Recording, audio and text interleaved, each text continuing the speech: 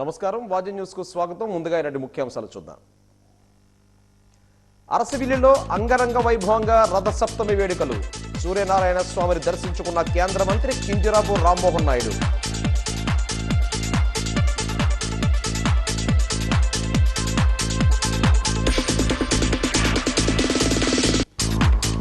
Vote వజ్రాయుధం, ప్రలోభాలకు లోను కాకుండా వినియోగించుకుందాం.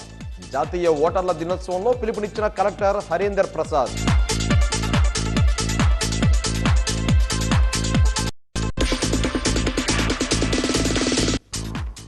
సీతమ్మ ధార సాంఘిక సంక్షేమ వసతి గృహాన్ని ఆకస్మిక సాంఘిక సంక్షేమ శాఖ మంత్రి విద్యార్థులతో కలిసి అల్పాహారం చేసిన బాల వీరాంజనేయ స్వామి.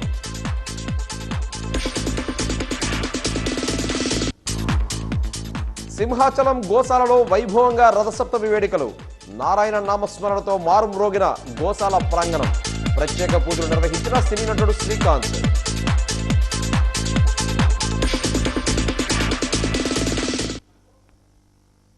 ఇక వివరాలు చూద్దాం. దేశంలోనే పూజలు జరిగే ఏకైక సూర్య దేవాలయం అరసవల్లి ఆదిత్యుని ఆలయంలో సూర్య జయంతి వేడుకలను రాష్ట్ర పండుగ హోదాలో ఘనంగా జరుపుకోవడం ఆనందంగా ఉందని, ఉత్సవాలు మన మూలాలు అని కేంద్ర మంత్రి కింజరాపు రామ్మోహన్ నాయుడు అన్నారు. అరసవిల్లి ఆదిత్యుని ఆలయంలో రథసప్తమి సందర్భంగా రాష్ట్ర మంత్రులు అచ్చెన్నాయుడు, కొండపల్లి శ్రీనివాస్, అనిత, ఎంపీ కలిశెట్టి, శ్రీకాకుళం ఎమ్మెల్యే గోండు శంకర్, జిల్లా అధికారులు, ఇతర ప్రజా ప్రతినిధులతో కలిసి పట్టు వస్త్రాలను సమర్పించారు.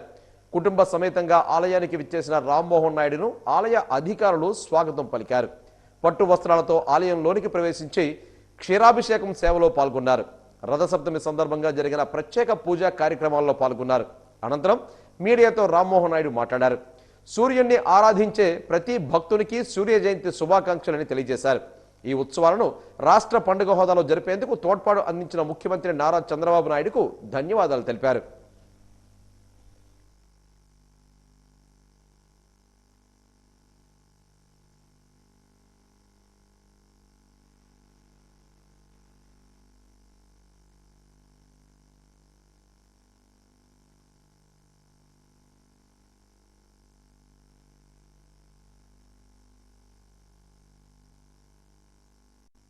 నగరంలోని పలు దేవాలయాల్లో రథసప్తమి పూజలు ఘనంగా జరిగాయి.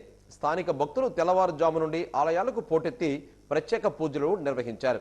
అందులో భాగంగా పెద్దవాల్తేరు శ్రీ వెంకటేశ్వర స్వామి ఆలయంలో ఉన్న శ్రీ సూర్యనారాయణమూర్తి విగ్రహానికి స్థానిక భక్తులు విశేష పూజలు నిర్వహించారు.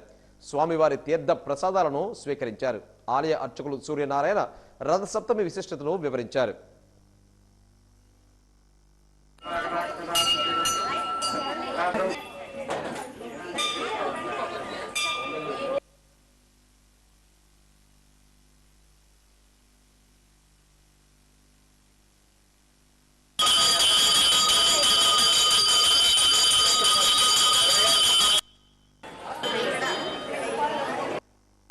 ఉదయం సూర్యనారాయణమూర్తికి 2 గంటలకి పాలాభిషేకము, అదేవిధంగా సుగంధ ద్రవ్య పంచామృషాకం చేసి అనంతరం అలంకారం చేయడం జరిగింది.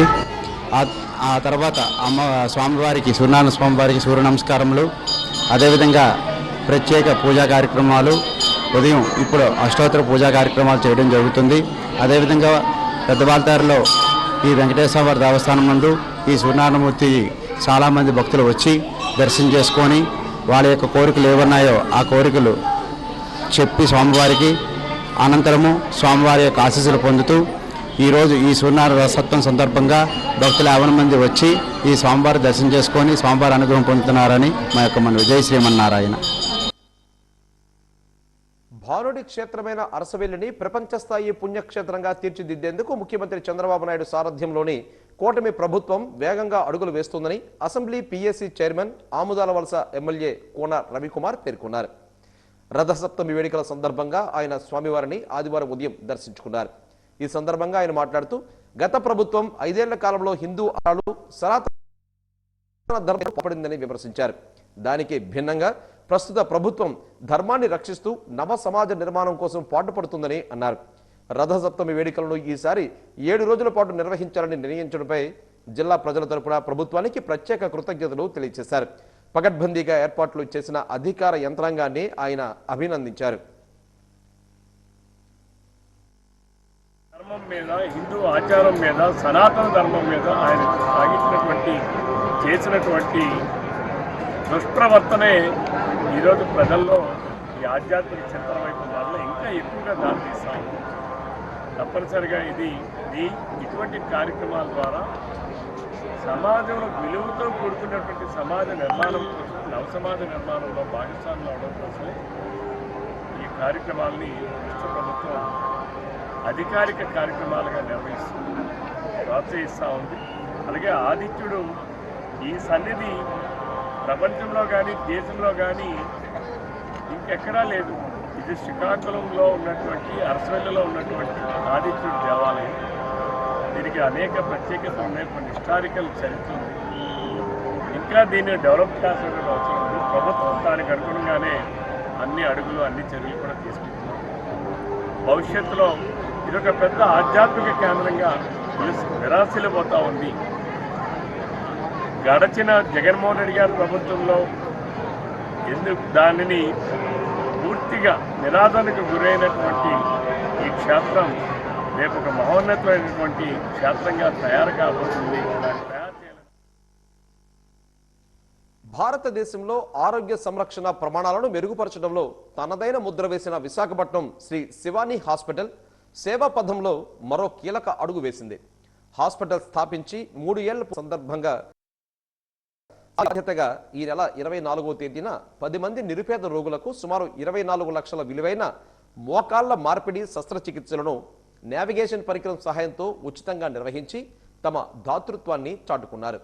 ఒక్కో సర్జరీకి 2 లక్షలకు పైగా ఖర్చయ్యే మోకాళ్ల మార్పిడిని రూపాయి ఖర్చు లేకుండా 10 మంది పేద మధ్యతరగతి రోగులకు విజయవంతంగా పూర్తి చేశారు. Hospital director doctor Duppala Manoj Kumar నేతృత్వంలోని నిపుణులైన వైద్య బృందం ఈ శస్త్రచికిత్సలను నిర్వహించింది. ఈ సందర్భంగా హాస్పిటల్లో ఏర్పాటు చేసిన మీడియా సమావేశంలో డైరెక్టర్లు doctor Duppala Manoj Kumar, doctor R Kiran Kumar, N Venkata Bhaskar పాల్గొని మాట్లాడుతూ సామాన్యులకు సైతం అత్యాధునిక వైద్యం తక్కువ ధరకే అందించాలనే లక్ష్యంతోనే ఈ ఆసుపత్రిని స్థాపించామని చెప్పారు. నేడు 10 మందికి ఉచితంగా సర్జరీ చేయడం తమకు ఎంతో సంతృప్తినిచ్చిందని పేర్కొన్నారు. ప్రతి ఏటా ఇలాంటి సేవా కార్యక్రమాలు కొనసాగిస్తామని జనరల్ మేనేజర్ బమ్మిడి భానుమూర్తి తెలిపారు. ఈ కార్యక్రమంలో ఏఈ భాగ్యరాజు మరియు ఆసుపత్రి సిబ్బంది తదితరులు పాల్గొన్నారు. అయిన సందర్భంగా ఇది చెయ్యాలి, మనం కూడా సొసైటీకి ఎంతో కొంత తిరిగి మనం రిటర్న్ ఇవ్వాలి అనే ఒక సదుద్దేశంతో ఈ కార్యక్రమం చేపట్టడం జరిగిందండి. ఈ ఉచిత మోకాళ్ళ మార్పిడి సర్జరీలు నావిగేషన్ అనే పరికరంతో మనం పేషెంట్స్కి సర్జరీస్ చేయడం జరిగింది. దీనివల్ల మనకి ఏంటంటే చాలా తక్కువ చిన్న ఇన్సిషన్తో ఎక్కువ బ్లడ్ లాస్ లేకుండా చాలా ఫాస్టర్ రికవరీగా మనం ఈ సర్జరీస్ చేయడం జరుగుతుంది. పేషెంట్స్ని కూడా రేపటి నుంచి నడిపిస్తాము. ఒక వారం తర్వాత పేషెంట్ని మెట్లెక్కించి దిగించి ఇట్లా మనం అన్ని రకాలుగా పేషెంట్స్ని వాళ్ళ తాలూకా లైవ్లీహుడ్ని మనం నార్మలైజ్ చేయడానికి మనకి ఎంతగానో ఈ నావిగేషన్ పద్ధతి ద్వారా మోకాళ్ళ మార్పిడులు చాలా ఉపయోగపడతాయి. దీనికి బిలో పవర్టీ లైన్ అన్నట్లు మనం పెట్టుకున్నామండి.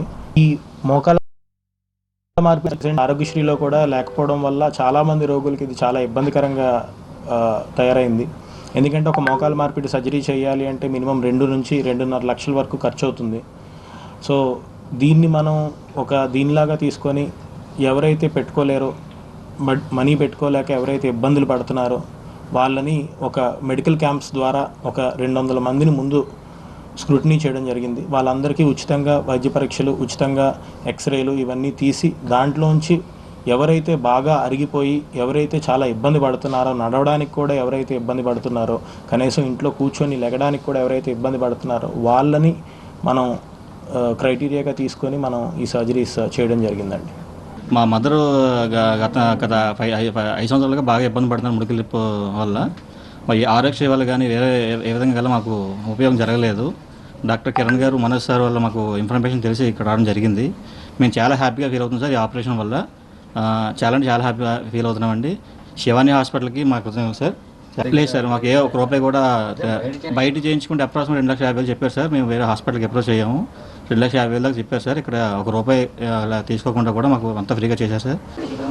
మా ఆయన చాలా రోజులు పెట్టి బాధపడుతున్నారు. డబ్బులు లేక మేము చాలా టైట్గా ఉన్నాం. ఇతని ద్వారా మాకు తెలిసి డాక్టర్ గారి ద్వారా మాకు ఇవన్నీ మరొడి ద్వారా ఇవన్నీ అయ్యేవి. అతనంతా సక్రమంగా చేశారు, మాకు అదే సంతోషం. మా డాడీ గారు గత 3 సంవత్సరాల నుంచి చాలా ఇబ్బంది పడుతున్నారు మోకాళ్ళ నొప్పులతో.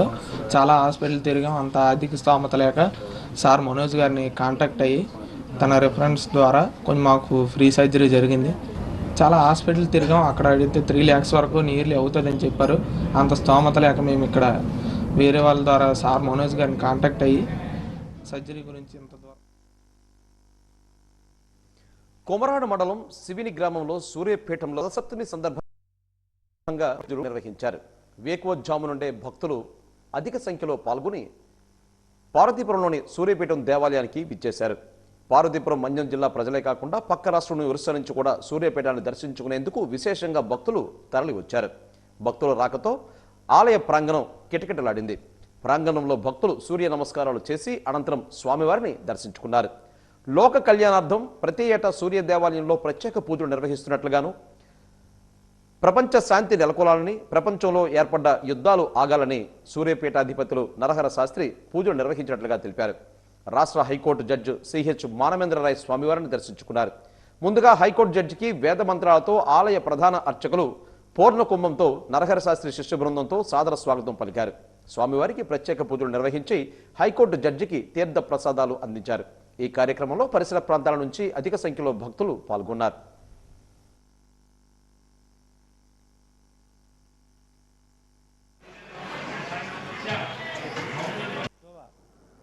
దీక్షా కార్యక్రమంలో రథసప్తమి అంటే సూర్య జయంతి సందర్భంగా చేసే విశేష కార్యక్రమాల్లో భాగంగా ఈరోజు స్వామివారి వార్షిక కళ్యాణ మహోత్సవాన్ని మనం జరుపుకుంటున్నాం. దీంతో పాటుగా 52 ఆదివారముల యొక్క సౌర దీక్ష పూర్తి అవుతున్నది. ఇది సంవత్సర దీక్ష. ఇది మాఘహేళ అనేటటువంటిది ఒక 2 రోజులు 3 రోజులు చేసే కార్యక్రమం కాదు, సంవత్సర దీక్ష. 52 ఆదివారంలో కూడా క్షీరాభిషేకం, సౌరహోమం, సుదర్శన హోమం, నవగ్రహమకం, నవనాగర్చన, చండీ హవనములు మొదలైనవి చేసుకుంటూ వస్తూ దాన్ని పూర్ణాహుతి చేసి తిరిగి మళ్ళీ మన్నాటికి సంకల్పం చెప్పే కార్యక్రమం. అంటే రథసప్తమి అనేది మాకు ఒక ఫైనాన్షియల్ ఇయర్ లాగా మారుతూ ఉంటుంది. ఇది ఆధ్యాత్మిక సంవత్సరం మాకు పీఠానికి, రథసప్తమి నుంచి రథసప్తమి వరకు కూడా. కాబట్టి మరొక కార్యక్రమాన్ని సంకల్పము, ఈ కార్యక్రమం యొక్క పూర్ణాహుతి 2 జరుగుతున్నాయి. దీన్ని పురస్కరించుకొని సహస్ర కార్యక్రమాన్ని పెట్టుకున్నాం, నిన్న ఆచరించడం జరిగింది. ఈరోజు స్వామివారిని దర్శించడానికి వేలాదిగా మీరు చూస్తున్నారు, చాలామంది రావటం జరుగుతున్నది. వారందరూ దర్శనం చేసుకుంటున్నారు. అంతేకాకుండా ఇక్కడ ఉన్నటువంటి పీఠంలో ఉండే సకల దేవతా ప్రీతికరంగా చేసేటటువంటి అర్చనలు, హవనములు, ఆరాధనలు, పారాయణలు అన్నీ కూడా ఈ కార్యక్రమంతో ముడిపడి ఉన్నాయి. దీని యొక్క లక్ష్యము, ఉద్దేశం ఏమిటంటే మా తండ్రి గారు అయినటువంటి పూజ్య చరణులు సద్గురు కృష్ణయాజి గారు స్థాపించేటటువంటి లక్ష్యం ఏంటంటే ఈ లోకమంతా కూడా సుభిక్షంగా ఉండాలి, సూర్యానుగ్రహం చేత సమస్త జగత్తు ఆనందమయంగా శాంతియుతంగా ఉండాలని ఆయన స్థాపించడం జరిగింది. 96లో వానప్రస్థాశ్రమం తీసుకున్న తర్వాత, నేను పూర్తి బాధ్యత తీసుకున్న తర్వాత ఈ మాఘహేళ సూర్యవైభవ కార్యక్రమాలకి రూపకల్పన చేయటం జరిగింది. అధికారంలోకి వచ్చిన తర్వాత విశాఖలో అయిన వారికి అడ్డగోలు భూ కేటాయింపులు చేసిన కూటమి ప్రభుత్వం తాజాగా మరో భూదోపిడీకి సిద్ధమైందని వైసీపీ అనకాపల్లి జిల్లా అధ్యక్షుడు మాజీ మంత్రి గుడివాడ అమర్నాథ్ ఆగ్రహం వ్యక్తం చేశారు. మద్దిలపాలెం పార్టీ కార్యాలయంలో ఆయన మీడియా సమావేశంలో మాట్లాడారు.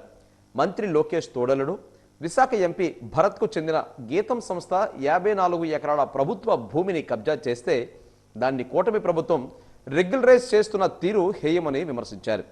5,000 కోట్ల విలువైన భూమిని ఆక్రమిస్తే ల్యాండ్ గ్యాబరింగ్ యాక్ట్ పెట్టాల్సింది పోయి రెగ్యులరైజ్ చేయాలన్న ప్రభుత్వ నిర్ణయం బరితెగింపుకు ప్రత్యక్ష నిదర్శనమని పేర్కొన్నారు.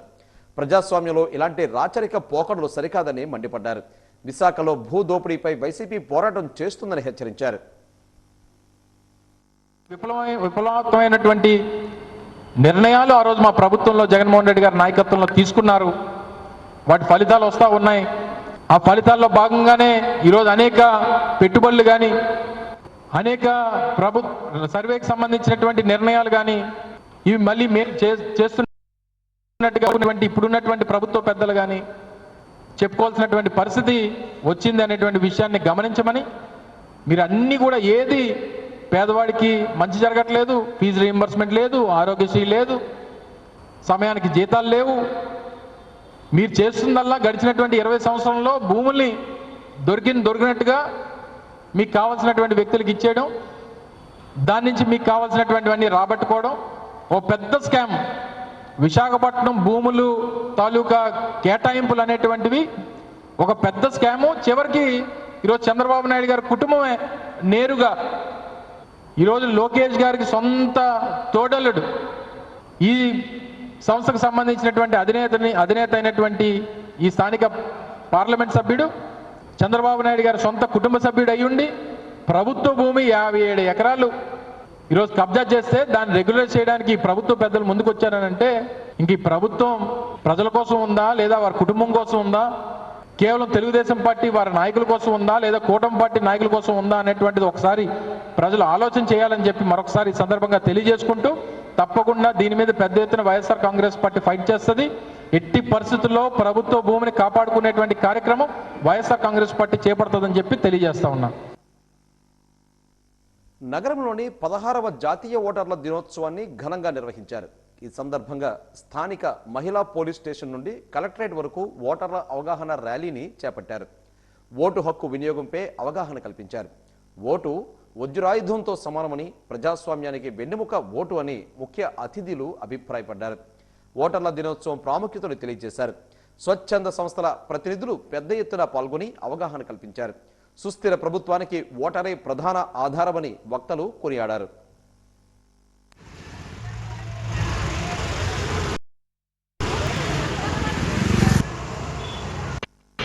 బుల్లెట్ కన్నా బుల్లెట్ కన్నా బుల్లెట్ కన్నా my vote my vote my vote. Uttarandhra సాంస్కృతిక వైభవాన్ని, ప్రకృతి సౌందర్యాన్ని ప్రపంచానికి చాటి చెప్పేలా విశాఖ ఉత్సవ్ సముద్ర తీరాన అత్యంత వైభవంగా ప్రారంభమైంది. సాగరం నుండి శిఖరం వరకు అనే నినాదంతో నిర్వహిస్తున్న ఈ వేడుకలను రాష్ట్ర పర్యాటక శాఖ మంత్రి కందుల దుర్గేష్, హోంమంత్రి వంగలపూడి అనిత, జిల్లా ఇన్ఛార్జ్ మంత్రి డోలా బాలవీరాంజనేయ స్వామి కలిసి అధికారికంగా ప్రారంభించారు. ఉత్సవాల్లో భాగంగా తొలుత నిర్వహించిన భారీ ర్యాలీలో మంత్రులు స్వయంగా పాల్గొన్నారు. దీంతో సాగర తీరాన ఉత్సవ వాతావరణం నెలకొంది. విశాఖ ఉత్సవంతో పాటు అనకాపల్లి, అరకు ఉత్సవాల విశిష్టతను చాటి చెప్పేలా ప్రదర్శించిన ఏవీలు ఆకట్టుకున్నాయి. జిల్లా ఇన్ఛార్జ్ మంత్రి డోలా బాలవీరాంజనేయ స్వామి వేదికపై నుంచి విశాఖ ఉత్సవాలను ప్రారంభం అని ప్రకటించిన తర్వాత ఉత్సవాల సందడి ప్రారంభమైంది. బాణాసంచా ప్రదర్శనతో ఆకాశంలో రంగుల విందు చేసింది. ప్రధాన వేదికను సర్వాంగ సుందరంగా తీర్చిదిద్ది సాంస్కృతిక ప్రదర్శనలకు వేదికగా మార్చారు. ఈ సందర్భంగా మంత్రులు మాట్లాడారు. విశాఖపట్నం పర్యాటక రాజధానిగా వర్ధిల్లుతుందని, ఈ నేపథ్యంలో బిగ్గెస్ట్ బీచ్ ఫెస్టివల్గా నిర్వహిస్తున్న ఈ ఉత్సవాన్ని విజయవంతం చేయాలని పిలుపునిచ్చారు. సీ టు స్కై అనేటువంటి నినాదం ఇచ్చాం.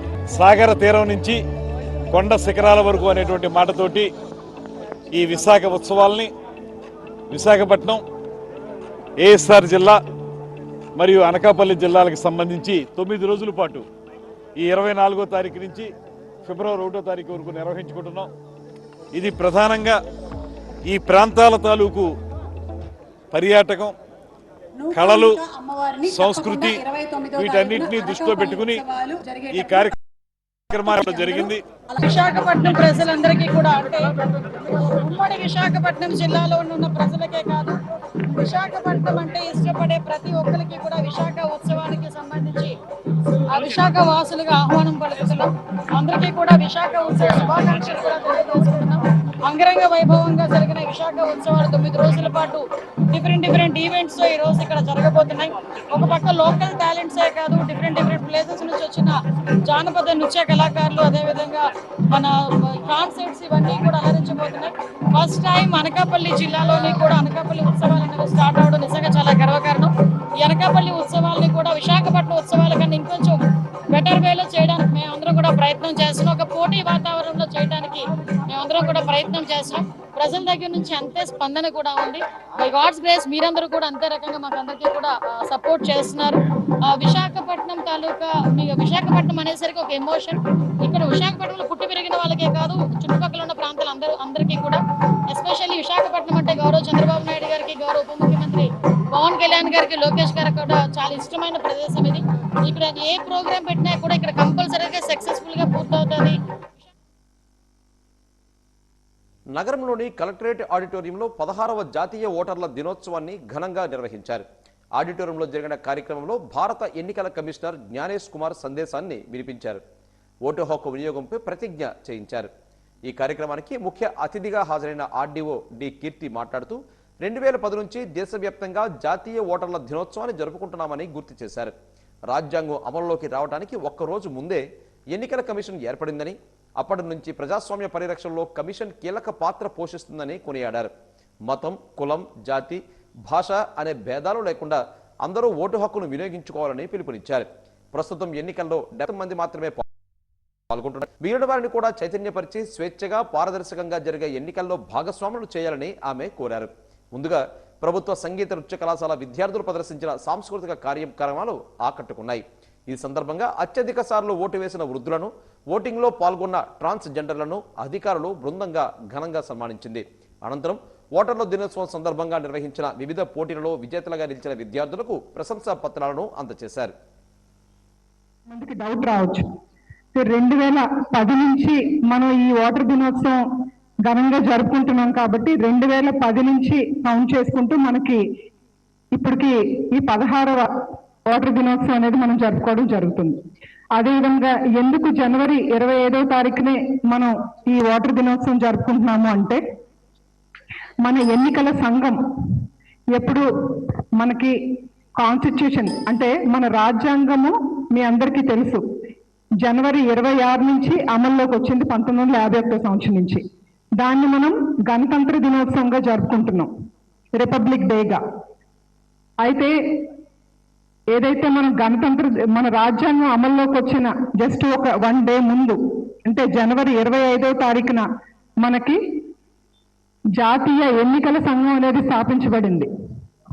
ఆ ఎన్నికల సంఘము జనవరి 25న స్థాపించబడింది కాబట్టి అప్పటి నుంచి ఇండియన్ డెమోక్రసీ సుదీర్ఘంగా అప్పటి నుంచి నిష్పాక్షిక ఎన్నికలు జరుపుతూ మన యొక్క భారత ప్రజాస్వామ్యం అనేది ఘనంగా సుదీర్ఘంగా ఏ విధమైన మనతో స్వాతంత్రం వచ్చిన చాలా దేశాలు ప్రజాస్వామ్యం నుంచి మరలా సైనిక రాజ్యంగా రకరకాలుగా మార్పు చెందాయి. కానీ మన ప్రజాస్వామ్యం మాత్రం ఎన్నికల సంఘం, ఈ దృఢమైన ఎన్నికల ప్రక్రియ, అదేవిధంగా ప్రతి ఒక్కరి యొక్క ఓటు హక్కుకి కల్పించే ఈ యొక్క గౌరవము, రెస్పెక్ట్, ఈ యొక్క కారణాల వల్ల మన ఎన్నికల సంఘం ఏర్పడిన రోజుని మనం ప్రతి సంవత్సరం నూతన ఓటర్లను చైతన్యపరిచే ప్రక్రియలో భాగంగా ఈరోజు మనం ప్రతి సంవత్సరం నేషనల్ ఓటర్స్ డే అనేది ఘనంగా నిర్వహించుకోవడం జరుగుతుంది. దీనికి సంబంధించి మనకి ప్రతి సంవత్సరం నూతన ఓటర్లుగా ఎవరైతే నమోదయ్యారో వాళ్ళని చైతన్యపరిచి వాళ్ళకి ప్రజాస్వామ్యంలో వారి యొక్క ఓటు హక్కు యొక్క ప్రాధాన్యతను మనం తెలియపరచడానికి ఒక చైతన్యవంతమైన కార్యక్రమంగా ఎవ్రీ ఇయర్ మనము ఇలా జనవరి 25న ఓటర్ దినోత్సవం అనేది జరుపుకోవడం ఒక ఆనవాయితీగా ఎన్నికల సంఘం అనేది అనౌన్స్ చేయడం జరిగింది. మనం అదేవిధంగా ప్రతి సంవత్సరం కూడా జరుపుకుంటున్నాం.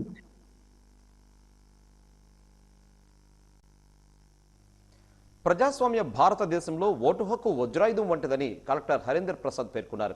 డాబా గార్డెన్స్ ప్రభుత్వ మహిళా కళాశాలలో ఏర్పాటు చేసిన 16వ జాతీయ ఓటర్ల దినోత్సవం కార్యక్రమంలో ఆయన ముఖ్య అతిథిగా పాల్గొన్నారు.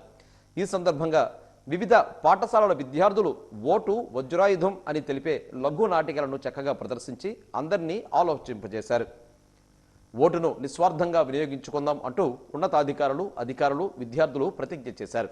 ఈ సందర్భంగా కలెక్టర్ హరీందర్ ప్రసాద్ మాట్లాడారు.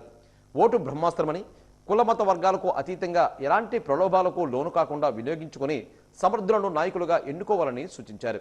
కార్యక్రమంలో జాయింట్ కలెక్టర్ విద్యాధరి కూడా పాల్గొన్నారు. ముందుగా రెవెన్యూ విభాగం ఆధ్వర్యంలోని జీవీఎంసీ గాంధీ పార్క్ నుండి ప్రభుత్వ మహిళా కళాశాల వరకు అవగాహన ర్యాలీని నిర్వహించారు.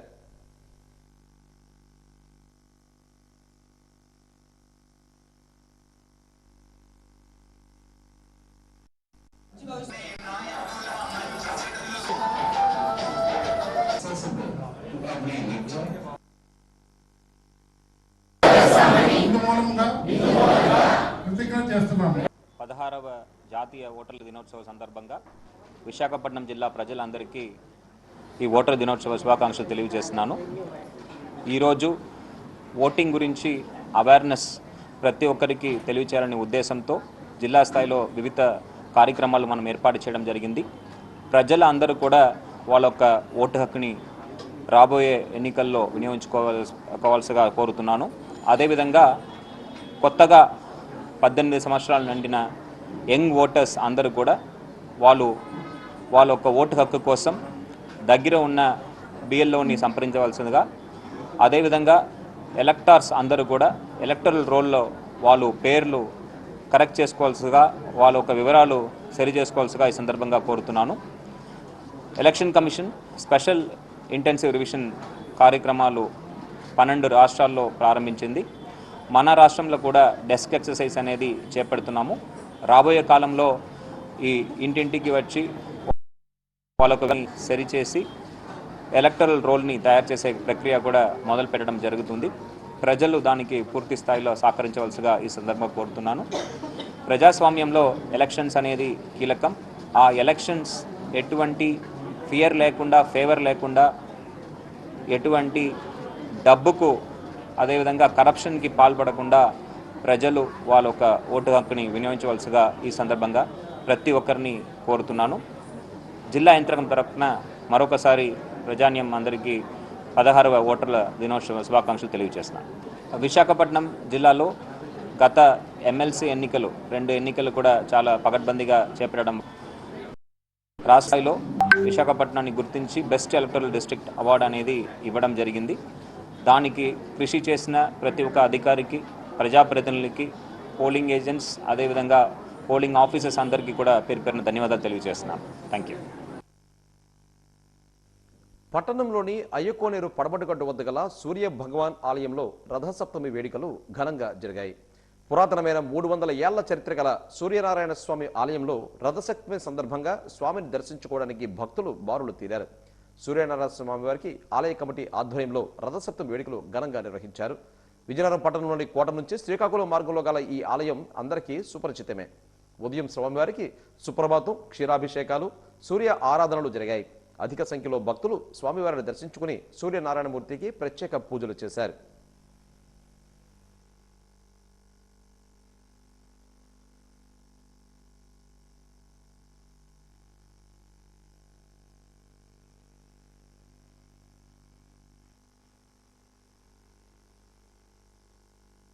రథసప్తమి సందర్భంగా విజయనగరం ప్రజలందరికీ కూడా శుభాకాంక్షలు తెలియజేస్తున్నాం. ఈరోజు రథసప్తమి కార్యక్రమాన్ని గుంచి దగ్గర ఉన్నటువంటి సూర్యనారాయణమూర్తి టెంపుల్లో ఈ కార్యక్రమాన్ని మేము చేయడానికి ఈ సంవత్సరం ముందుకు వచ్చాం. ఎందుకంటే ఆలయ పంతులు గారు వయసు అయిన తర్వాత వాళ్ళు చేయలేక పక్కన ఉన్నందున వారు ప్రతి సంవత్సరం కొంచెం ఇబ్బందులు పడుతున్నారు. దానికి ముందుగానే మేము వచ్చి ఈ కార్యక్రమాలు ఏర్పాట్లు చేసి భక్తులకు ఇబ్బందులు లేకుండా భక్తులందరూ కూడా బారికాట్లు ఏర్పాటు చేసి క్యూను పెట్టి, ముఖ్యంగా సూర్యనారాయణమూర్తి దర్శనం చేసుకుంటే ప్రజలందరూ కూడా ఆరోగ్యాలు, అష్ట ఐశ్వర్యాలు, సౌభాగ్యాలు ఉంటాయని కూడా కోరుకుంటూ ఆయన ఆశీస్సులు ప్రజలందరి మీద ఉండాలని సూర్యభగవాన్ని కోరుకుంటున్నాం. అదేవిధంగా ఈ గుంచి దగ్గర సూర్యభగవాన్ టెంపుల్ని చాలామంది ప్రజలకు, విజయనగరం ప్రజలకు చాలామందికి తెలియజేసే విధంగా ఈరోజు మేము కొంత హైలైట్ చేసి అందరూ కూడా తెలియపరిచే విధంగా తయారు చేస్తున్నాం. భక్తులందరూ కూడా ఈ గుడికి వచ్చి సందర్శించి ఈ గుడిని ముందుకు తీసుకెళ్ళడానికి 2 ఆర్సీలుగా తయారు చేయడానికి కూడా మీరందరూ ముందు రావాలని, దానికి ముందుగా మా కమిటీ వారందరూ కూడా మేము సహకరించి 2 ఆర్సీలుగా తయారు చేయడానికి ముందుకున్నామని తెలియజేస్తున్నాం. అదేవిధంగా ఈరోజు సూర్యభగవాన్ది నిజరూప దర్శనం కూడా చాలా బాగా ఉంది.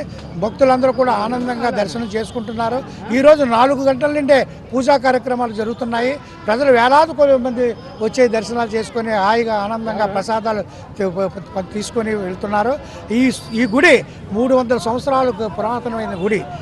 ఈ సంవత్సరంలాగే ప్రతి సంవత్సరం కూడా ఈ గుడి కార్యక్రమాలని చేయడానికి ముందుకున్నాం. అలాగే గుడిని కూడా డెవలప్ చేయడానికి కూడా ముందుకు వస్తున్నాం. దీనికి ప్రజలందరూ కూడా మాకు సహకరించాలని కోరుకుంటున్నాం. చేస్తున్న కార్యక్రమం ఈరోజు రథసప్తమి. సప్తమితో పాటు ఈరోజు ఆదివారం, తొలి ఆదివారం చాలా విశేషమైన రోజు. స్వామిని సేవించుకుంటే అనారోగ్య సమస్యలు కానీ, ఎటువంటి వేద సమస్యలు కానీ ఉన్నా తొలగిపోతాయి.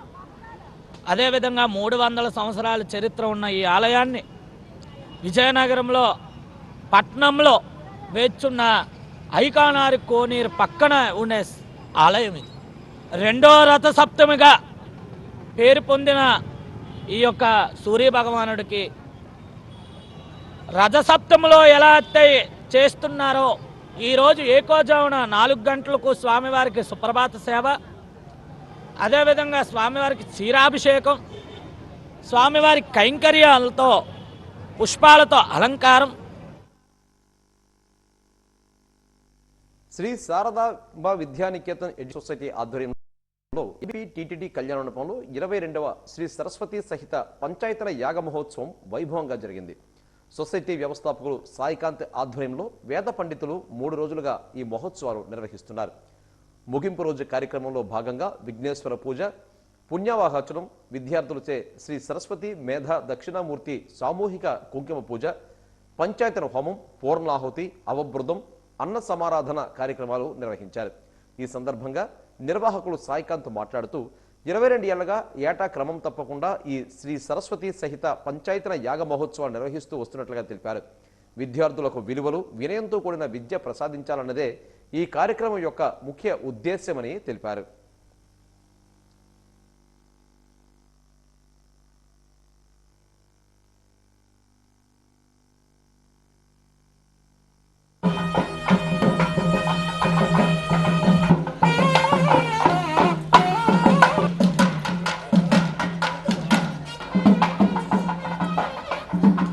Sharada Vidyaniketan SSV classes SSV Gurukulam ఆధ్వర్యంలో 22వ శ్రీ సరస్వతి సహిత పంచాయతన యాగ మహోత్సవం, శారదా పరమేశ్వరి అనుగ్రహం, జగద్గురువుల ఆదేశం, వెంకటేశ్వర స్వామి వారి అనుగ్రహంతో ఈ కార్యక్రమాన్ని మొన్న లక్ష్మీవారం నుంచి ప్రారంభించి శుక్ర శని 3 రోజుల ఆదివారంతో 13 లక్షలతో కుంకుమార్చన ఇత్యాదుల హైగ్రీవ సుదర్శన దక్షిణామూర్తి హోమాలన్నీ చేసుకున్నాం.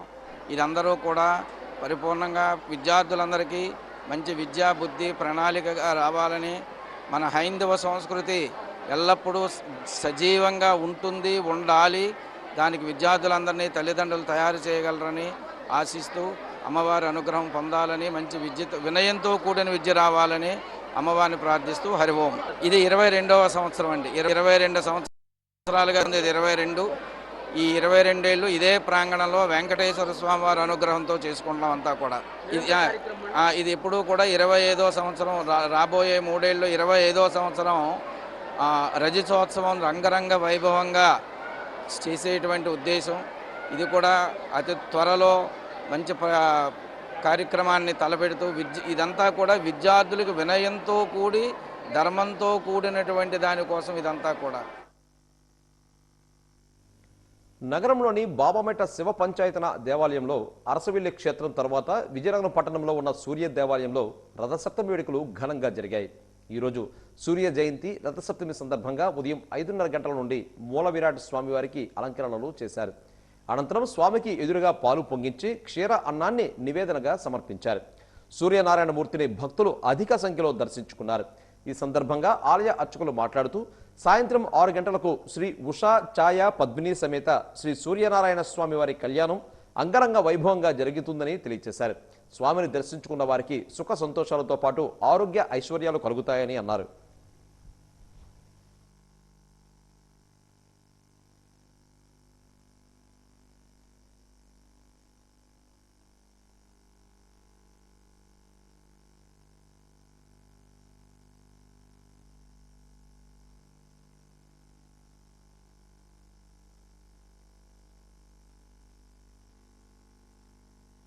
సూర్యనారాయణమూర్తి ఈరోజు ఉత్తరాయణంలోకి ప్రయాణిస్తారండి. దాని గురించి ఈరోజు మనం సూర్యనారాయణమూర్తి దర్శనం చేసుకోవడం వల్ల మనకి ఆరోగ్య ఐశ్వర్యాలు ప్రసాదిస్తారు. అందుకోసమని ఈరోజు తప్పకుండా సూర్యనారాయణమూర్తి దర్శనం చేసుకోవాలండి. అందుకోసం మేము వచ్చాము. ఇక్కడ దర్శనం బాగా అయిందండి. అండి మేము ప్రతి ఇయర్ ఇక్కడికే దర్శనానికి వస్తూ ఉంటాము. చాలా బాగుంటుందండి ఇక్కడ దర్శనం. ఉదయాన్నే పొంగలి అది కూడా వండుతారు. మనకు అవకాశం ఇస్తారు. చాలా ఉంది.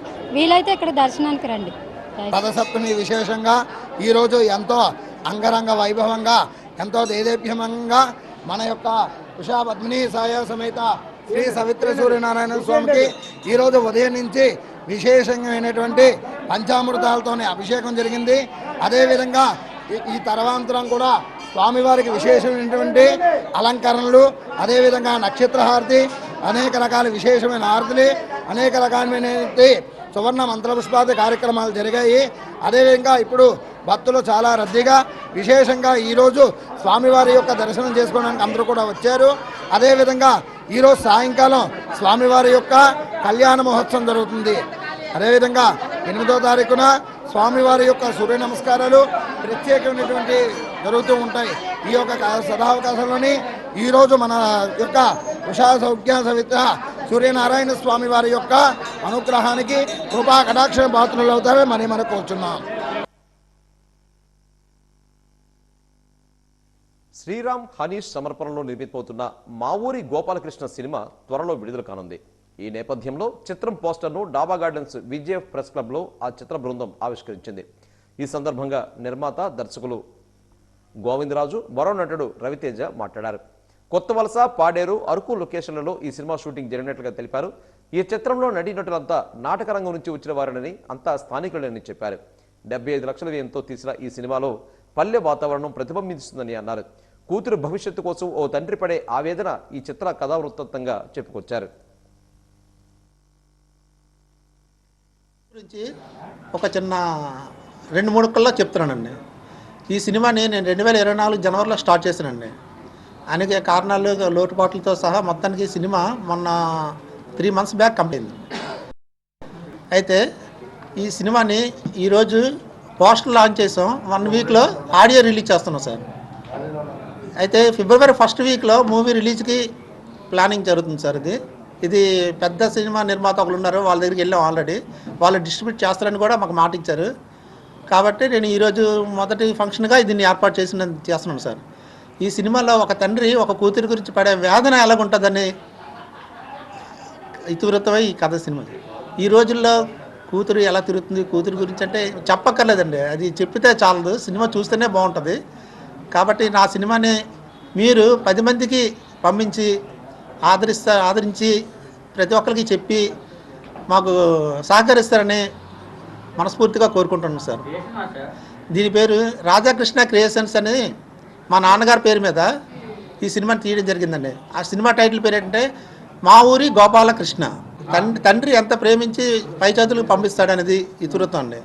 ఆ తర్వాత ఎన్ని కష్టాలు పడతాడో తండ్రి ఆ కూతురు చదువుకని, ఆ తర్వాత ఆ కూతురు ఎలా తండ్రిని ద్వేషిస్తుంది, ఆ ద్వేషించేటప్పుడు తండ్రి పడే వేదన ఏంటనేది ఇది సినిమా ఇతివృత్తం అండి. సాహిత్యం, కథలు వినటం, చదవటం, రాయటం అనేవి పిల్లల చేత చేయించాలని ప్రముఖ కవయిత్రి, రచయిత శీలా సుభద్రాదేవి అన్నారు. స్థానిక జిల్లా పరిషత్ సమావేశ మందిరంలో విజయనగరం సాహితీవేత్తల ఆధ్వర్యంలో శీలా సుభద్రాదేవి సాహితీ సమాలోచన కార్యక్రమాన్ని నిర్వహించడం జరిగింది. ప్రముఖ కవి పాయల మురళీకృష్ణ సుభద్రాదేవి కవిత్వం పరిచయాన్ని చేశారు. ఈ సందర్భంగా మాట్లాడుతూ మహిళల్లో 1975లోనే మొదట కవిత రాసిన వ్యక్తిగా ఉన్నారని అన్నారు. అనుభవమే మనిషిని తీర్చిదిద్దుతుందని చెప్పారు. గొప్ప మానవతావాది శ్రీమూర్తి సుభద్రాదేవి అని కొనియాడారు. సుభద్రాదేవి కథలపై ప్రముఖ కవి, రచయిత డాక్టర్ శుంకర్ గోపాలకృష్ణ మాట్లాడుతూ సుభద్రాదేవి 1970 సంవత్సరంలో అపరాజిత కథ రాయడం జరిగిందని తెలిపారు.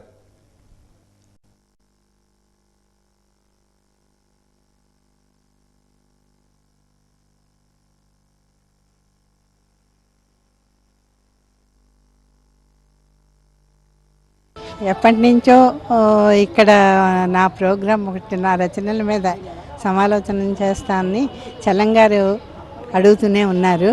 కానీ ఇన్నాళ్ళకి ఆ సందర్భం తలపడింది. నా రచనలన్నిటి మీద ఒక సదస్సులాగా 3 వక్తల చేత మాట్లాడించి ఈరోజు నా సాహిత్య సమాలోచన జరుపుతున్నారు. నా కథల మీద, నా కవిత్వం మీద, నేను రాసిన వ్యాసాల మీద మాట్లాడుతున్నారు. 5 ఏళ్ళు టీచర్గా పనిచేశాను. ఆ అనుభవాన్ని కూడా నేను కథలుగా రాశాను. ఈ స్కూల్ కథలు అని రాశాను.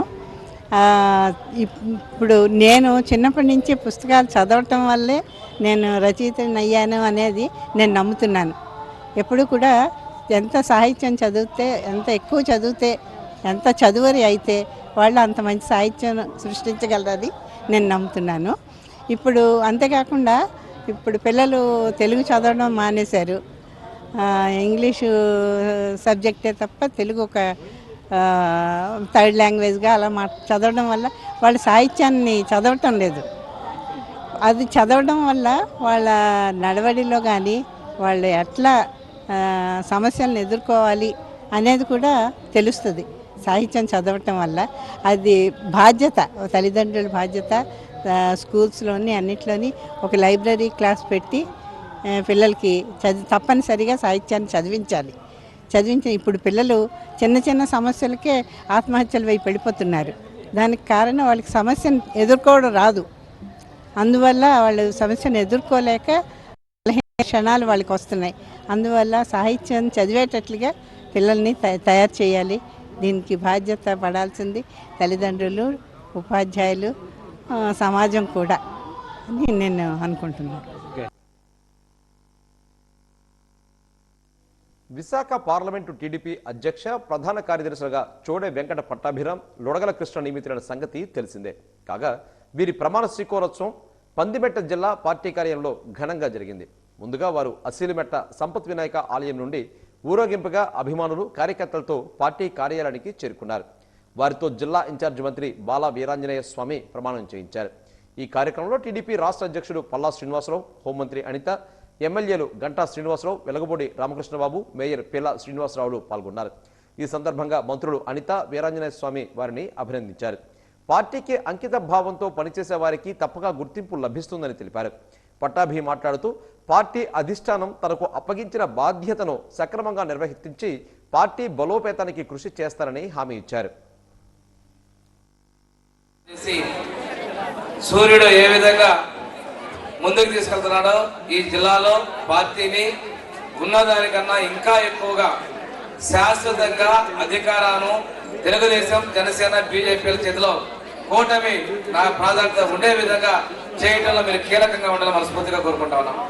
ఇందా పెద్దలు అందరూ చెప్పారు, 2019 కష్టకాలంలో ఈ విశాఖ నగరంలో 4 శాసనసభ్యులు గెలిపించుకోవడం, అదేవిధంగా ఈరోజు కూటమి సభ్యులు మొత్తాన్ని కూడా గెలిపించుకోవడం అనేది విశాఖ ప్రాంత ప్రజలు తెలుగుదేశం పార్టీకి పెచ్చని కంచుకోవడానికి తెలియజేస్తున్నాం. ముఖ్యమంత్రి గారు చాలా సందర్భాల్లో, ఎందుకంటే ఇన్ఛార్జ్ మంత్రిగా వచ్చినప్పుడు ముఖ్యమంత్రి గారితో ఉన్న సందర్భాల్లో విశాఖ ప్రజలు చాలా వాళ్ళు విశాఖపట్నం అంటే నాకు ప్రత్యేకం ఆయన అభిమానం అని చెప్పేసి ముఖ్యమంత్రి శ్రీ నారా చంద్రబాబు నాయుడు గారు మీ పట్ల, ఈ విశాఖ జిల్లా పట్ల ప్రత్యేకమైన అభిమానాన్ని చూపిస్తున్నారు. యువ నాయకులు లోకేష్ బాబు గారు 2700 కిలోమీటర్ల పాదయాత్ర చేశారు.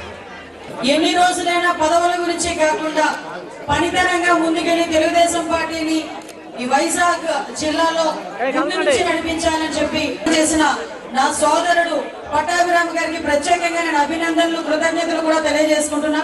అదేవిధంగా సెక్రటరీగా ఈ రోజు నాకు ప్రముఖ న్యాయవాది కింద తెలుసు లొడగల కృష్ణ.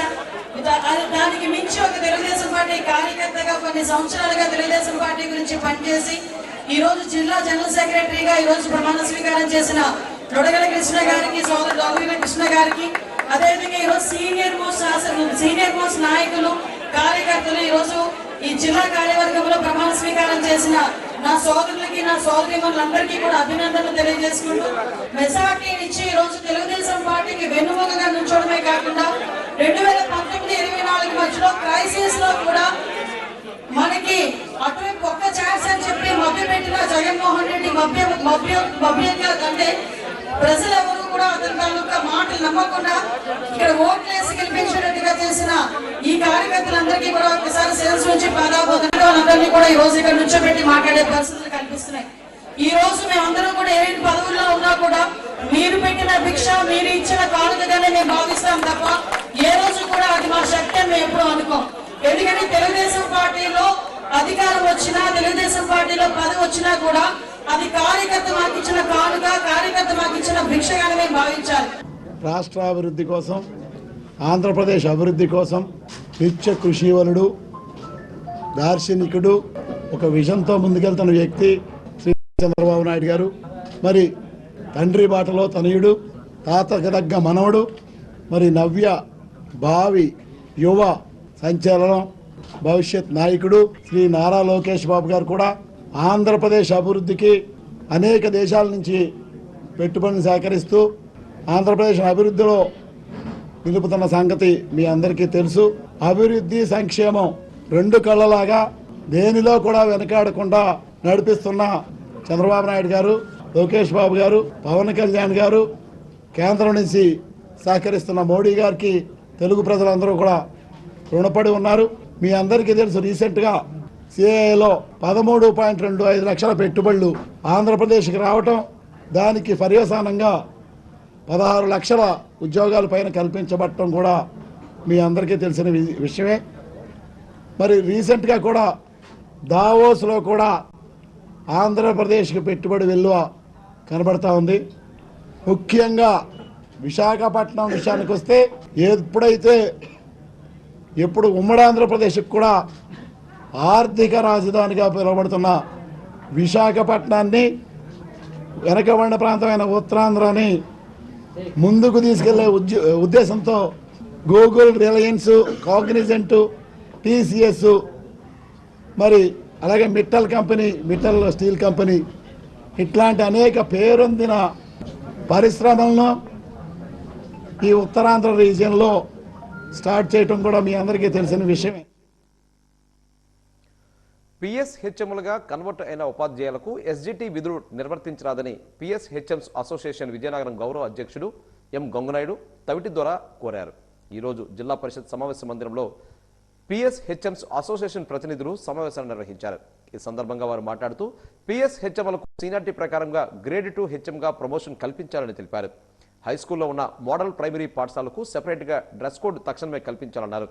రాబోయే బదిలీలలో స్కూల్ అసిస్టెంట్ నుండి పిహెచ్ఎస్ఎంలుగా జాయిన్ అయిన వారికి స్కూల్ అసిస్టెంట్లుగా ఖాళీల్లో రీబ్యాక్ చేయాలని కోరారు. పాఠశాల విద్యాశాఖ ఇచ్చిన అసంబద్ధమైన మెమోను రద్దు చేయాలని కోరారు.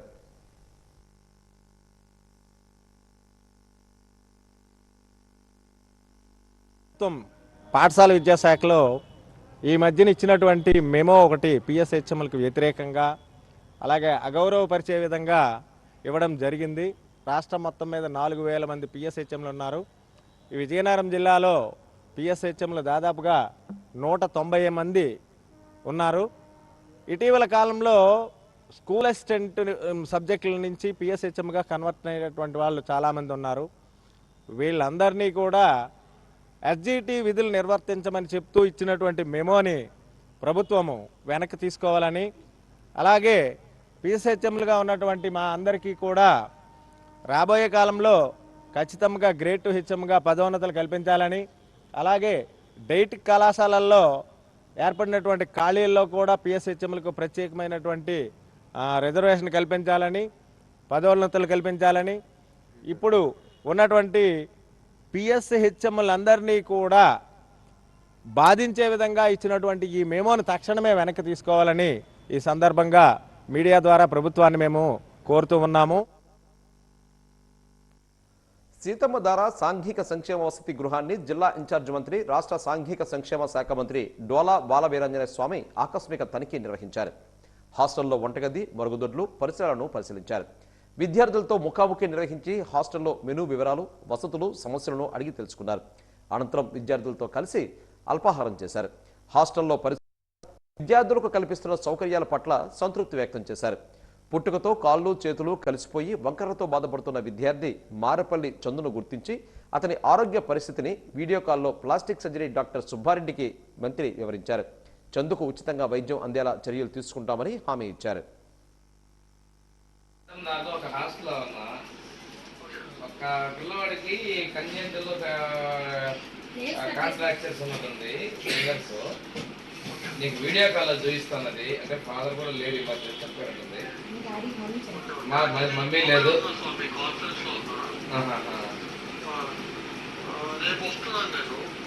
సరే, జస్ట్ ఒక పిక్చర్ చూపిస్తా వీడియో కాల్ 1 సెకండ్. సరే సరే సుబ్బారెడ్డి.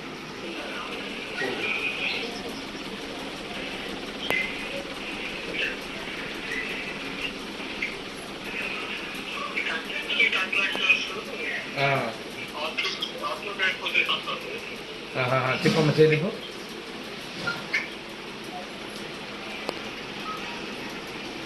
తర్వాత కాళ్ళు కూడా ఈ రెండు ఇలా చేశారా? అన్నీ కూడా జాయింట్గా వచ్చినాయంట. ఇది కూడా జాయింట్గా ఉన్నట్టుంది. కేజీలో చేశారంట సుబ్బారెడ్డి.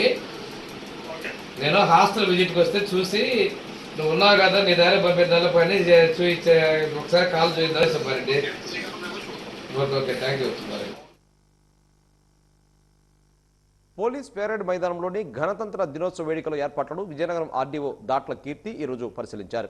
ఈ సందర్భంగా ఆమె మాట్లాడుతూ గణతంత్ర దినోత్సవ వేడుకలకు ఎలాంటి అసౌకర్యం లేకుండా అన్ని రకాల ఏర్పాట్లు చేస్తున్నామని తెలిపారు. రేపు ఉదయం 9 గంటలకు గణతంత్ర దినోత్సవ వేడుకలు పోలీస్ పెరేడ్ మైదానంలో ప్రారంభమవుతాయని చెప్పారు. స్టాల్స్ ప్రదర్శన, శకటాల ప్రదర్శన కూడా ఉందని అన్నారు. జిల్లా కలెక్టర్ రామసుందర్ రెడ్డి జాతీయ జెండాను ఆవిష్కరణ చేస్తున్నట్లుగాను తెలిపారు. విద్యార్థులతో సాంస్కృతిక ప్రదర్శనలు కూడా ఉంటాయని అన్నారు. వివిధ రంగాల్లో అత్యుత్తమ ప్రతిభ కనబరిచిన అధికారులకు అవార్డుల ప్రధానోత్సవం కూడా ఉంటుందని ఈ సందర్భంగా ఆమె చెప్పారు.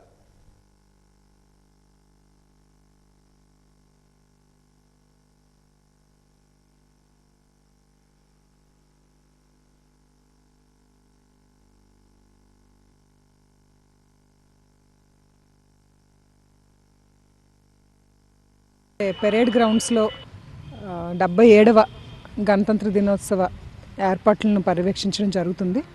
జిల్లా కలెక్టర్ గారు ఆదేశాల మేరకు ఇక్కడ అన్ని అరేంజ్మెంట్స్ చేయడం జరిగింది. అదేవిధంగా ఎస్పీ గారు కూడా ప్రత్యక్షంగా పర్యవేక్షించి వాళ్ళకి స్టాఫ్ అందరికీ కూడా ఇన్స్ట్రక్షన్స్ ఇవ్వడం జరిగింది.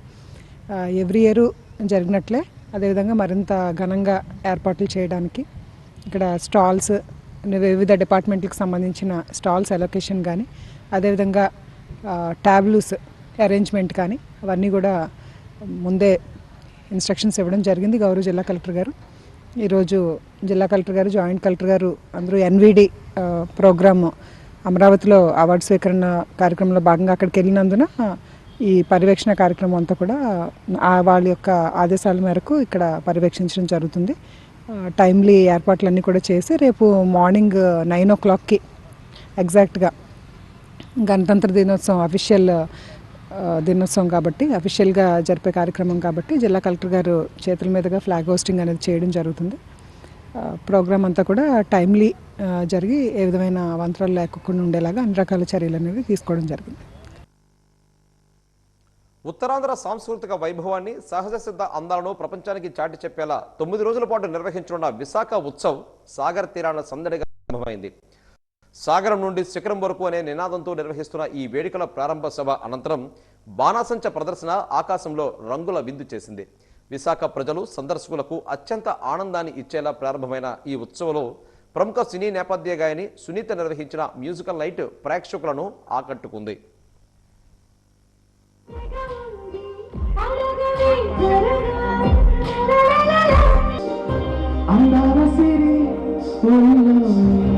వచ్చేస్తే సారి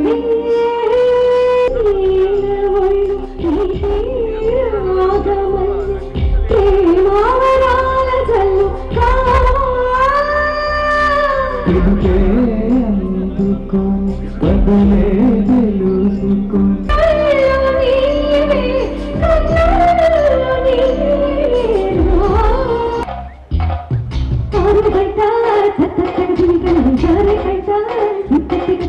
తెల్ల చీర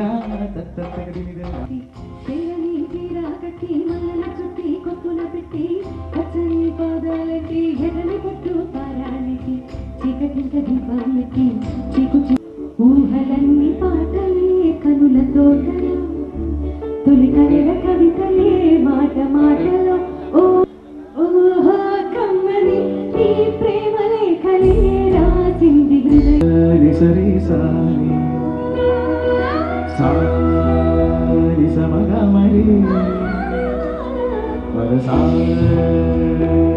ఓయే గండిమై సమ్మలాగా దొరికినావే ఆర్కే బీచ్ లోనే దోసినావే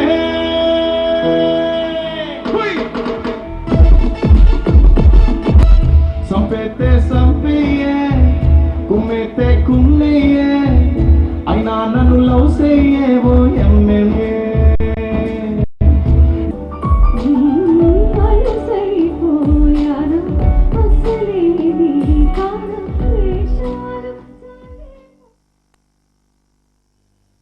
విజయనగరం బొండపల్లి మండలం గొట్లాం సమీపంలో బైపాస్ రోడ్డులో ఆదివారం ఉదయం జరిగిన రోడ్డు ప్రమాదంలో 2 మృతి చెందినట్లుగా ఎస్ఐ మహేష్ తెలిపారు. మృతులు దత్తిరాజేరు మండలం పొరణి గ్రామానికి చెందిన మిత్తిరెడ్డి ఎల్లయ్య, పిల్ల రామునాయుడుగా గుర్తించినట్లుగా తెలిపారు. వీరు స్వగ్రామమైన పోరాల నుండి విజయనగరం బైక్పై వెళ్తుండగా ఆర్టీసీ బస్సును వెనుక నుంచి వీరు ఢీకొట్టినట్లుగా తెలిపింది. కేసు నమోదు చేసి దర్యాప్తు చేస్తున్నట్లుగా ఎస్ఐ తెలిపారు.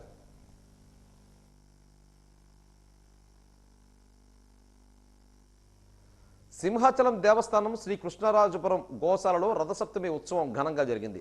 7 గుర్రాల రథంపై కొలువుదీరి ఉన్న శ్రీ సూర్యనారాయణమూర్తిని దర్శించుకునేందుకు భక్తులు పోటెత్తారు. నారాయణ మంత్రంతో గోశాల ప్రాంగణం మారుమ్రోగింది.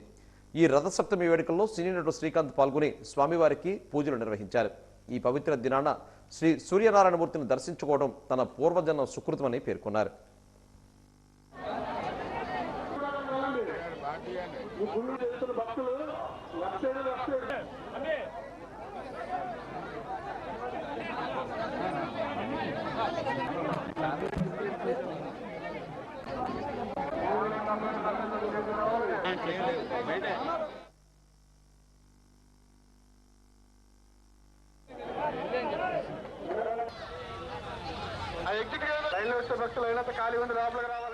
నిజంగా అందరికీ రథసప్తమి శుభాకాంక్షలు. ఈరోజు విశేషమైన రోజు అని చెప్పడం నేను ఏదో అనుకోకుండా వైజాగ్ రావడం జరిగింది. అలాగే స్వామివారిని లక్ష్మీనరసింహ స్వామి అలాగే సింహాచలం వెళ్ళాను. ప్లస్ ఇక్కడ సూర్య దేవుడిని ఈరోజు చాలా విశేషమైన రోజు. ఈ స్వామివారిని దర్శించుకోవాలని ఇక్కడికి రావడం జరిగింది.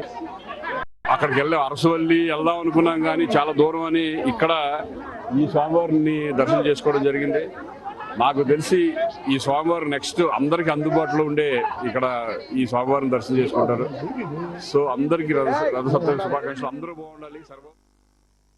పార్వతీపురం మంజం జిల్లాలో అత్యంత ప్రతిష్టాత్మకమైన సంబర పోలమ్మ అమ్మవారి జాతర మహోత్సవాలకు వేలయ్యింది. భక్తులు కోరికలు తీర్చే కల్పవల్లిగా విరాజిల్లుతున్న పోలమ్మ తల్లి జాతరను ఈ ఏడాది రాష్ట్ర పండుగగా ప్రభుత్వం నిర్వహిస్తోంది. జనవరి 26 నుండి ప్రారంభం కానున్న ఈ ఉత్సవాలకు అధికారులు భారీ ఏర్పాట్లు చేశారు. ఉత్తరాంధ్ర జిల్లాలతో పాటుగా ఒడిశా, ఛత్తీస్గఢ్, తెలంగాణ రాష్ట్రాల నుంచి లక్షలాదిగా తరలివచ్చే భక్తుల కోసం సంబర గ్రామం ముస్తాబైంది. ఈ నెల 26వ తేదీన తొలేల ఉత్సవంతో జాతర ప్రారంభం కానుంది. జనవరి 26 సోమవారం తొలేల ఉత్సవం, జనవరి 27 మంగళవారం ప్రధాన ఘట్టమైన సిరివానోత్సవం, జనవరి 28 బుధవారం అనుపు ఉత్సవం జరుగుతుందని ఈ ఏడాది జాతర విశేషాలను ఆలయ ఈవో శ్రీనివాస్ వివరించారు.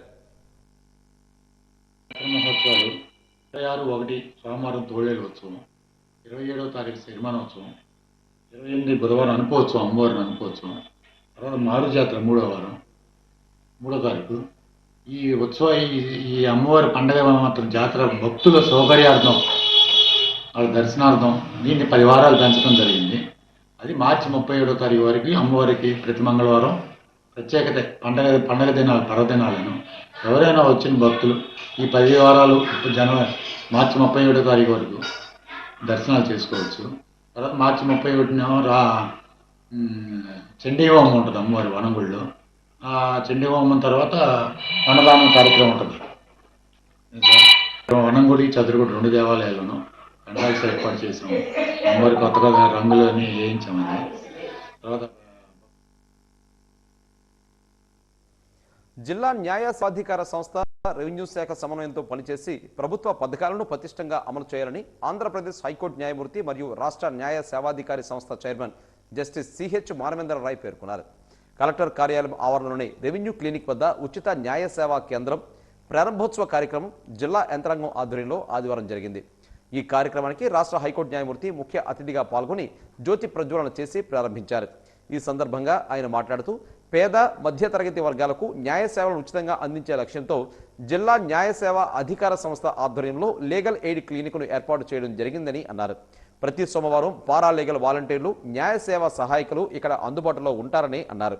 సమస్యలు ఉన్నవారంతా ఇక్కడికి వస్తే అర్జీ రాయడం దగ్గర నుంచి సమస్య పరిష్కారం అయ్యే వరకు సహాయ సహకారాలు అందిస్తారని వివరించారు. వారు అందించే సేవలను ప్రతి ఒక్కరూ సద్వినియోగం చేసుకోవాలని ఈ సందర్భంగా ఆయన కోరారు. మొట్టమొదటి కారణం ఏంటంటే నాకు తెలిసింది ప్రచారం తక్కువగా ఉంది. ప్రజల్లోకి వచ్చి దీని మీద అవగాహన లేదు. ఇటువంటి సౌలభ్యం ఉన్నది, దీన్ని ఉపయోగించుకోవచ్చు అనే అన్నది ఒకటి నేను గుర్తించాను.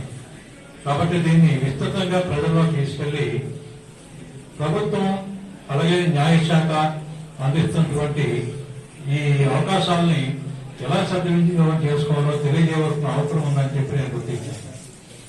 అలాగే కిందసారి నేను ఇక్కడికి అనధికారికంగా ఒక పర్యటనకు వచ్చినప్పుడు పండగ సందర్భంలో కలెక్టర్ గారు నాకు మామూలుగా గౌరవపూర్వకంగా కలిపేటప్పుడు ఈ పథకాల గురించి ఈ డెవలప్మెంట్ యాక్టివిటీస్ గురించి మాట్లాడుతున్నప్పుడు ఈ చర్చకు వచ్చింది. చర్చకు వచ్చేటప్పుడు వారు చాలా డైనమిక్ గా చేస్తున్నారు మీ కలెక్టర్ గారు. వారు ఎన్నో ఈ తీసుకున్న వెల్ఫేర్ మెజర్స్ గురించి కానీ డెవలప్మెంట్ గురించి చెప్తున్నప్పుడు నాకు అనిపించింది, మీరు మా లీగల్ సర్వీస్ అథారిటీ సర్వీస్ ఉపయోగించుకోకూడదు. Made part of this system. దీన్ని ఎగ్జిక్యూటివ్ మా లీగల్ సర్వీస్ అథారిటీ రెండు కలిపి పనిచేస్తే ఇది పటిష్టంగా దీన్ని అమలు చేయొచ్చు అని చెప్పి నేను చెప్పిన వెంటనే ఆయనకి వెంటనే ఈ ప్రోగ్రాంతో ముందుకొచ్చారు. దేశ పటిష్ట ప్రజాస్వామ్య నిర్వహణకి ఓటు హక్కు ఎంతో కీలకమని పార్వతీపురం జిల్లా కలెక్టర్ ప్రభాకర్ రెడ్డి అన్నారు. ఆదివారం 16వ జాతీయ ఓటర్ల దినోత్సవం పురస్కరించుకుని స్థానిక ఆర్సీఎం ప్రభుత్వ కార్యాలయ సముదాయం నుంచి కలెక్టరేట్ వరకు ఓటు హక్కు ప్రాధాన్యతపై అవగాహన కల్పించారు. ప్లకార్డులు ప్రదర్శించి ఓటు హక్కు కాదు మన బాధ్యత, నిజాయితీగా ఓటు వేయండి, ప్రజాస్వామ్యాన్ని కాపాడండి అనే నినాదాలతో విద్యార్థులను చైతన్య ర్యాలీని నిర్వహించారు. అనంతరం సభా వేదిక వద్ద అతిథులు జ్యోతి ప్రజ్వలన గావించి కార్యక్రమాన్ని ప్రారంభించారు. ఈ కార్యక్రమంలో కలెక్టర్ మాట్లాడుతూ 18 ఏళ్లు నిండిన ప్రతి ఒక్కరూ ఓటు హక్కు గురించి ముందే అవగాహన కలిగి ఉండాలని, ముఖ్యంగా గ్రామీణ ప్రాంతాల్లో ఓటును అమ్ముకోకుండా ప్రజలను చైతన్యపరచాల్సిన బాధ్యత విద్యార్థులపై ఉందని పేర్కొన్నారు. రాబోయే సర్పంచ్, మున్సిపల్ ఎన్నికల్లో కనీసం ఒక్క కుటుంబానికైనా ఓటు విలువను వివరించాలని కోరారు. వేరే వాళ్ళు నిర్ణయాలు తీసుకుంటూ ఉంటారు. మీకు కాలేజీ అందుబాటులో ఉంది అంటే ఆ కాలేజీ పెట్టడానికి అనుమతులు కావచ్చు, లేదా ఏ విధంగా మీ సిలబస్ ఉండాలని నిర్ణయించడం కావచ్చు. మీకు ఉద్యోగాలు రావాలి అంటే ఆ నిర్ణయం తీసుకునేది ఎవరు అంటే ప్రజాప్రతినిధులు. పాలసీస్ మిమ్మల్ని నిర్ణయిస్తాయి, మీ భవిష్యత్తుని నిర్ణయిస్తాయి, కానీ అవి కనిపించవు. మీరు తినే ఆహారం కనిపిస్తుంది, మీరు కూర్చునే కుర్చీ కనిపిస్తుంది, మీరు చదివే పుస్తకం కనిపిస్తుంది, కానీ కనిపించనిది ఏంటంటే పాలసీ.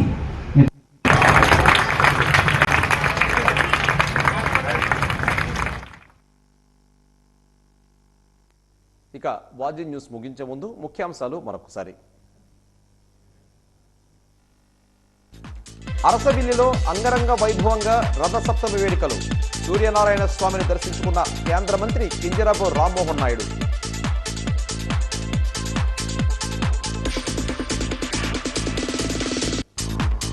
ఓటు వజ్రాయుధం, ప్రలోభాలకు లోను కాకుండా వినియోగించుకుందాం. జాతీయ ఓటర్ల దినోత్సవంలో పిలుపునిచ్చిన కలెక్టర్ హరేంద్ర ప్రసాద్.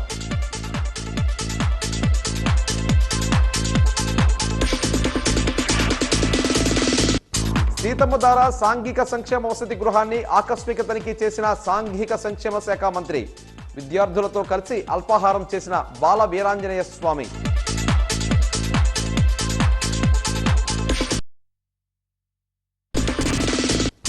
సింహాచలం గోశాలలో వైభవంగా రథసప్తమి వేడుకలు. నారాయణ నామస్మరణతో మారుబ్రోగిన గోశాల ప్రాంగణం. ప్రత్యేక పూజలు నిర్వహించిన సినీ నటుడు శ్రీకాంత్.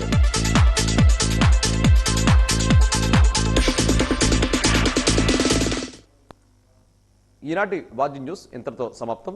నమస్కారం.